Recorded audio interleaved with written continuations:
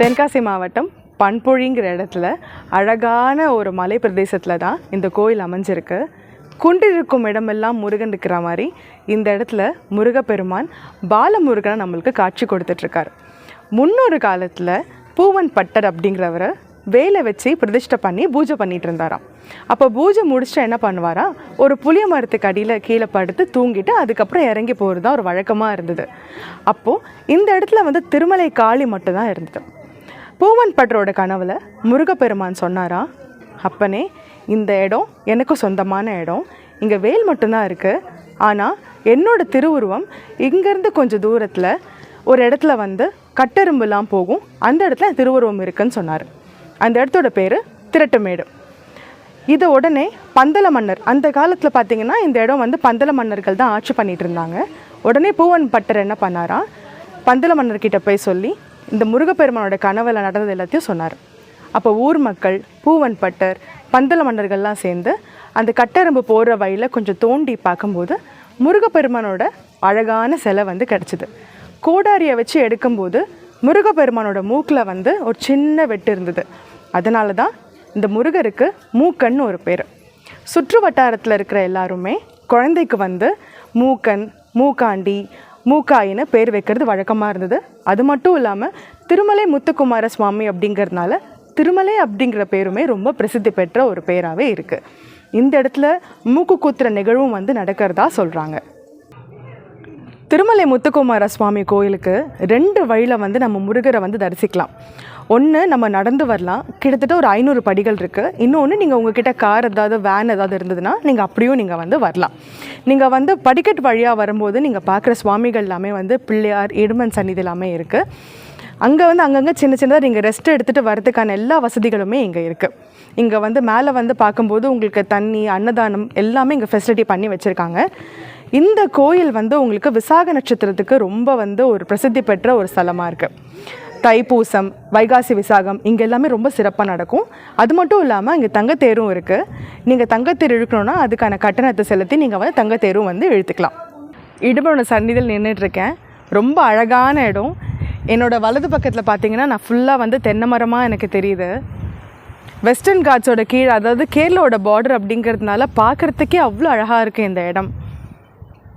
முன்னொரு காலத்தில் அகத்திய முனிவர் முருகப்பெருமான் கிட்ட வேண்டினார். என்ன அப்படின்னா, எனக்கு சிவகிரியும் சக்திகிரியும் வேணும்.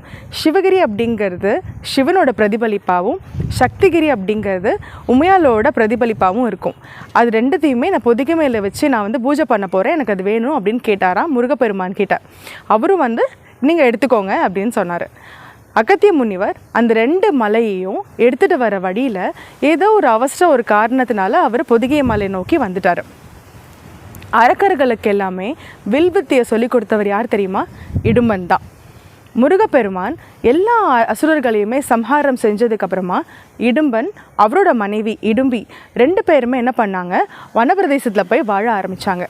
சிவபெருமான் கிட்ட போய் நான் முருகப்பெருமானுக்கு சேவை செய்யணும் அப்படின்னு ஆசைப்படும் போது, அப்படியா, நீ கவலையே படாத, நீ பொதிகை மலையை நோக்கிப்போ, உனக்கு அதுக்கான வழி கிடைக்கும் அப்படின்னு சொன்னாராம். இவர் என்ன பண்ணார், பொதிகை மலையை நோக்கி இடும்பனும் இடும்பியும் வந்துட்டு இருந்தாங்க. அகத்திய முனிவர் பூர்ச்சவனம் அப்படிங்கிற இடத்துல தான் அந்த 2 மலையுமே வச்சுட்டு பொதிகை மலையை நோக்கி வந்துட்டார்.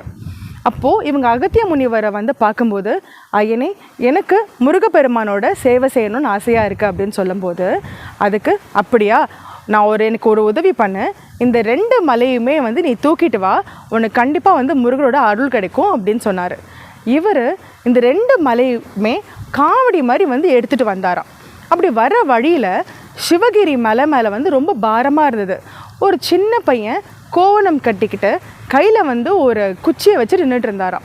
மலை ரொம்ப வெயிட்டாக இருந்ததுனால இடும்பனால் தூக்கிட்டு வர முடியல. இடுமன் சொல்கிறாரு, நீ இறங்குமா, என்னால் இழுத்துட்டு போக முடியல அப்படின்னு சொல்லும்போது, என்னாலலாம் இறங்க முடியாது. 2 பேருக்குமே வாக்குவாதம் நடந்தது.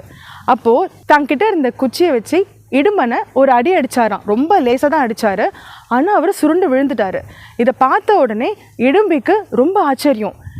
அசுரர்களுக்கெல்லாமே வில்வித்தியை சொல்லி கொடுத்த இடும்பனுக்கு அந்த நிலைமை, இது கண்டிப்பாக முருகப்பெருமானோட ஒரு விளையாட்டு தான் அப்படின்னு அவங்க புரிஞ்சுக்கிட்டாங்க. இதை உடனே அகத்திய முனிவர்கிட்ட சொல்லும் போது அகத்திய முனிவர் முருகப்பெருமானை வேண்டிக்கோங்க, இடும்பனுக்கு ஒன்றுமே ஆகாது அப்படின்னு சொன்னார்.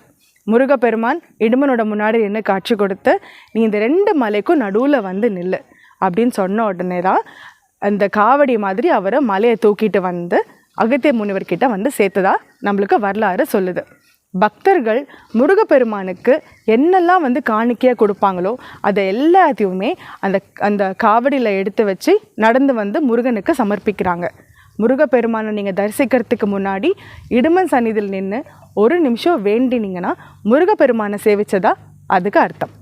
வாழ்க்கையில் ஒரு முறையாவது திருமலை முத்துக்குமார சுவாமியை வந்து கண்டிப்பாக எல்லாருமே தரிசனம் பண்ணுங்கள். அப்படி வர முடியாதவங்க இந்த வீடியோ உங்களுக்காக தான் நாங்கள் செஞ்சுருக்கோம். இங்கேருந்தே முருகனை நீங்கள் தரிசனம் பண்ணிக்கலாம். மறக்காமல் ஐஸ்வர்யா ப்ளாகை சப்ஸ்கிரைப் பண்ணுங்கள். இது மாதிரி என்னென்னலாம் உங்களுக்கு வந்து வீடியோஸ் பார்க்கணும், எந்த கோயில்களை பற்றி தெரிஞ்சுக்கணும் அப்படின்னு ஆசை இருக்கோ அது நீங்கள் கமெண்ட்ஸ் பாக்ஸில் மென்ஷன் பண்ணிங்கன்னா எங்களுக்கு மோட்டிவேட்டிங்காக இருக்கும். நான் உங்களை திரும்பவும் அடுத்த வீடியோவில் மீட் பண்ணுறேன். வணக்கம்.